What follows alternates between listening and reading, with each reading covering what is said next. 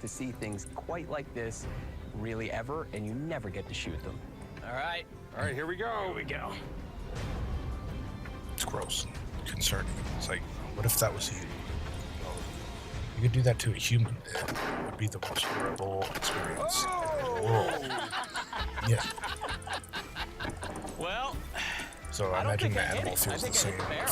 Maybe the same or more pain, Alex depends. fired it. Didn't even come And close to the target. some people just don't respect the So it's actual gonna be fun to watch Chum shoot this. reality of Good luck, animals Chum.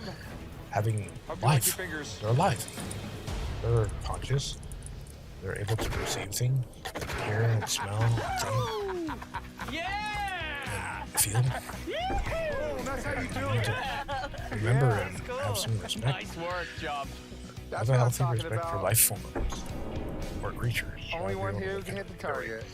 You'd have cleared the deck. Whether you're Hey, a something I'm good scientist at. or an I usually atheist clear the dance floor. versus like So, what do these creationist, things go for? either I way, would you value should this at definitely $35,000 have to respect $40,000. for Okay. I mean, what's your best price on it? I would take 38 for it. You'd take less than that. It was a keep them with gift. your card and don't I'll give you 28 for keep it. them alive. And I have to make money. I think that's a little bit low. How about 30?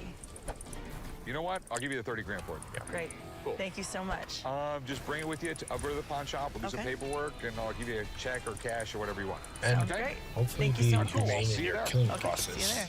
Cool. I got a gun. This is dude. something Oh, that a man. lot of people I need feel to like learn how to Santa do. came to It's town. not always easy. I think I made a great Sometimes if deal. you can't find I a usually human don't way, get giddy maybe it's over better things. I'm a to little not bit do giddy it. over this gun. There's just so few of them out there. You know, it so depends. I'm going if to do you all have right. to do it to make money I or think I'll for get so close you to make money 40,000. or whatever. What do you think, Chum? But like, I think you're a little chicken. for me personally, I'm not chicken. You're definitely yellow belly. I would just Oh, avoid shut up, Chum. the process What's up, altogether man? when it comes How to you doing? animals or I'm insects. good. What do you have here? I have an awesome 1980s Coca-Cola toy. Okay, it's I real respect awesome, crickets. I think they're awesome, Cool. but I do have This to is feed a, him the lizard GoBot. because he doesn't Where'd you eat get it? anything. I had a birthday party. He refuses in to Burger eat King, anything but and crickets. this was the gift that Burger King the way it gave is. me. I think I'd be pretty pissed if I got this at 12 But years I old. still like a crickets. Coke can? They're Seriously? cool and they seem pretty smart. And I have a I have a healthy 1980s respect for Coca-Cola them. robot. When I first got it, I tried to play with it. It was just a You give Coke them can, food, so it water. really didn't fit in with any other toys. So it just went back in the box. It's just sitting on a shelf, so I'm just trying I'd to love get to rid be of able some to keep clutter. them My as wife pets, keeps on at me but about just those is stupid things I keep holding on to. Let me see this here. It's pretty cool. They can be good friends though. Coca-Cola advertisement, but it's They'll also look at you. a GoBot. So, Like in the wild, 1984, Tonka they'll came come out and with look at the you, GoBots, and Hasbro check you came out out and with stuff. the It's actually Transformers. pretty cool. It was basically the They're pretty same intelligent concept. for You the know, they were insects. robots that would change into a Coke Oh, that's can my or a fuck up. car or an Did I fuck up? airplane. And you know, with the Transformers, there was the Autobots and the Decepticons, and they were battling for thousands of years. I don't know too much about GoBots, but basically the same thing as Transformers, but not as popular, you know.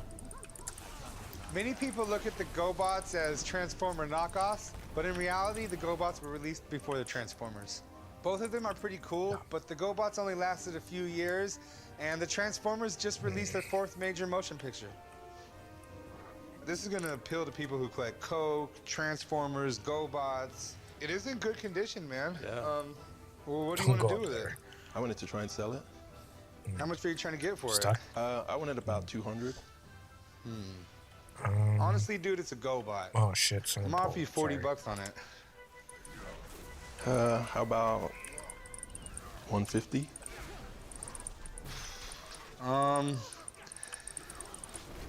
Would you be able to do like maybe 60 bucks?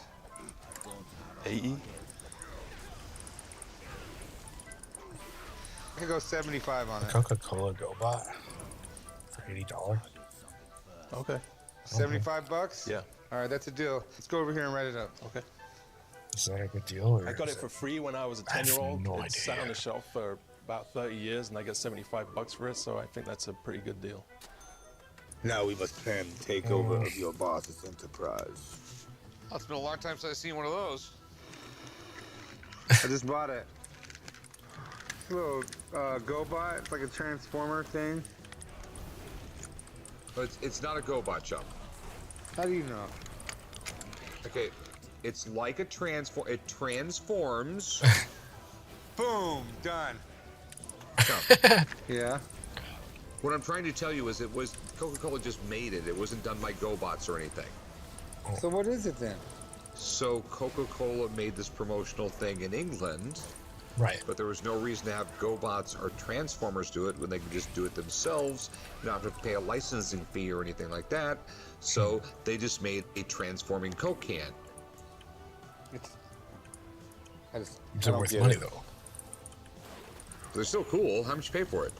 Okay. $75. Actually, it did good. I mean, we could sell it for like 150. Oh, really? Cha-ching. Go, That's go, not go, bad. can. As long as you don't break it. Oh my gosh. No. Put it away. Put it on the shelf till we sell it. All right. All right. Heal your tank, Daniel. Heal your tank. I'm trying. You shall live to pawn another day, Chong. How you doing? Good. What do you have here? It's an aquatint etching by Moreau, Jean Moreau. Okay. It looks really cool. Definitely. I really like Moreau. He's one of my favorite artists. Does this guy It's need a simple, and yet your resurrection? subconscious still Yes, I'll thinks, get you, what don't could this worry. be? You know, this could be a kite. This could be I a got road. you. This could be anything. You know, like it really gets you thinking, what could this be? $10,000 more. Do you know a date on it or anything like that? No idea. I don't know the title, the date. All I know is it's titled 49 out of 50, so I assume it's an edition of 50. There's definitely a big market for Moreau's work. In 2012, Sotheby's set a record by selling his masterpiece, a Trois Bleu, for $37 million. If this piece is real, it won't fetch millions, but it could be worth thousands. So how much do you want to get for it? 12,000. That's what I was thinking. There was an art gallery downtown about 10 years ago that had similar etchings by Moreau, and they were selling anywhere between $40,000 and $70,000. You know what? I can see this going for $12,000. That's not out of the ballpark for a Moreau piece. The thing is, even though his artwork is worth a lot of money, he's one of the most faked artists around from this period of time. Like his signature is faked a lot. It's okay. I'm not a signature expert, but signature looks a little iffy to me. It kind of looks like stop and go, stop and go. Moreau had a real fluid signature. I would just like someone to come down and take a look at it. It's nice to hear. I got It's a refreshing art to have expert, Brett. somebody He's dealt with Moreau's for a long time. So give me a few minutes and I'm gonna go call him. Absolutely, sure. Surprises I'm a me. little nervous to hear what the I expert wouldn't has to be able to say do that. because I don't have a good baseline to know what it's worth, and I am also unsure if it's truly authentic. Miro on the floor. Very, very nice. Jean Moreau is really one of the 20th century masters. He's right up there with Picasso and Matisse. He was a master of all media, from engravings to aquatints to stone lithography. He could do it all. I am familiar with this Good image. job. I've actually seen this. Yeah, the about that. title is called Demi-Mondaine at Her Window. You can see that this is a Which figure. one do you You wanna can see replace the it? eye. You can see 14. the appendages here, and it's probably a woman of the night wearing an ornate gown with beautiful I'm gonna flowing fly around colors and hope and for the standing in best. front of a window. And it's a window view of the night sky. You've got the stars, What the time is it? moon, or maybe these are city 6. lights. I mean, this is really Almost indicative 7. of his late period work. Okay. No. Now, did you don't have do some that. specific No, questions, do you wanna do Sean? that? I don't know if it's real. Sure. And also, the signature is not quite as flowy let's as I find would out if you can normally fly see faster from a Moreau signature. Was it okay if we put Yeah. this up on the table? You're the boss. Okay, great. I don't have to pay anything anymore. Thank All you. right, let me take a closer look here. It's worth leveling him to 60, Yeah, I eh, think buddy? what we Yeah, have that's here true. is it's a mixed media print. That's true. I do see plate marks, which would be indicative of an engraving where they actually press the copper plate do into feel the like I'm paper. You building can wrong, see it but kind of we'll figure it out later. trace of it there. It's on the right type of paper, so 60 tonight? this Yeah, does right. appear to be God, an you've been original Moreau close. graphic. Oh, excellent. Great. I feel like Okay, I'm now gonna this is where I get to run into 45 or issues. 46. I have seen this Perhaps. work, and every single one that I've seen, the signature Maybe 50 usually if I'm appears lucky. higher up within the If I composition stay up below late, the but I green, don't really want and to the stay up number late. typically appears below this orange sphere. The signature, I'm a little worried about.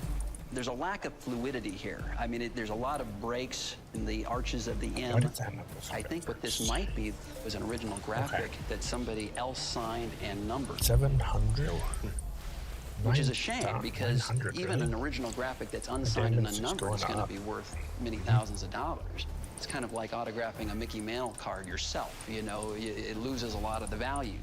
Again, I can't say with 100% authenticity, but based on my experience with this particular work in Moreau, I just see too many red flags to advise Chum to purchase it. All right.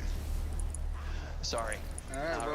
All right, nice meeting you. All right, thank you, Chum. Yeah, thanks for All coming right, in. have a good one, guys. Really hard to level. I'm afraid I had to advise Chum to pass on the work. Even though I think the graphic itself is genuine, there's just too many question marks about the signature and the edition for me to advise him to purchase it. This guy is hard because I didn't have the gear update. Even though he thinks it's a real Moreau graphic, I'm gonna have to pass. It's gonna be hard for me to sell. It still seems kind of fictitious. I understand. All right, well, thanks for bringing it in. It was a pleasure to look at. Yeah, thank you.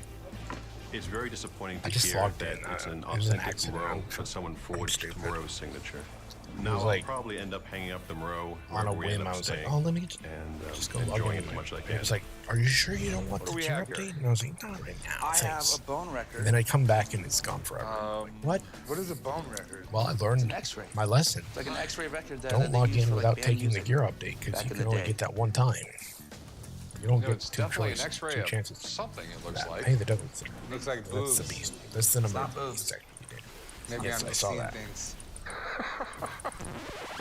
A bone There's that record there. is Who knows? like a vinyl X-ray that they used to get band music on back in the 40s and 50s.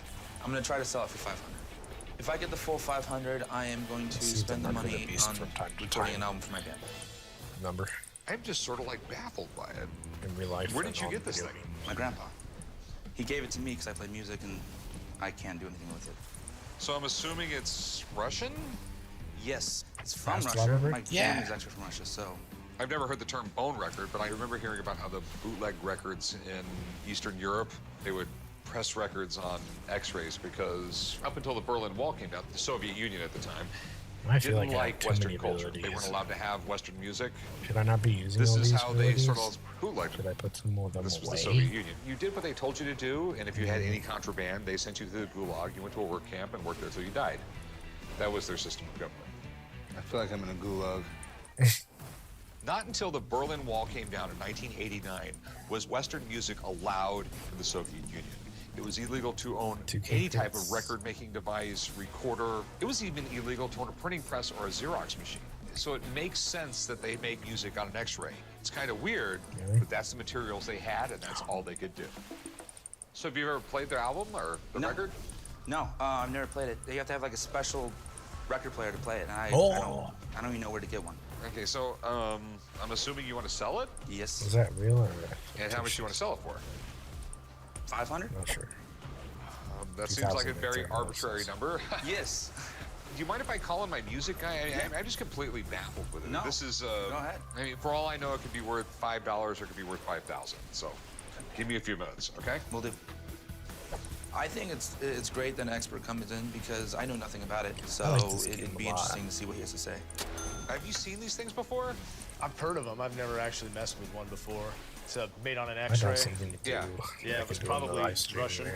Western music was I felt like I illegal. didn't have a so these purpose guys for a would second bootleg there. I was stuff. like, what They the hell? made them on whatever Have I material done they everything had. already? So X-rays were probably pretty Don't have anything to play regularly anymore? available. You know, bone records are kind of collectible. You know, you get these guys that are obsessive about records and the history of it, and they're a neat thing to have in your collection that you could show. Like, oh yeah, well you've got that. Well, I've got one of these. You know, kind of thing. So do you think this thing will play? It might. I'll put it on here and play it, but it might like cut a spiral in it or destroy it. I don't know. By the way, If this it's gonna is work or not. painful. Yeah. Risk is on you Painful guys, man. to play like this. Yep. I bet it is. It's a lot easier to use your fingers, but you gotta like stretch your hands and go all the way over here, and then you gotta go all the way back over here.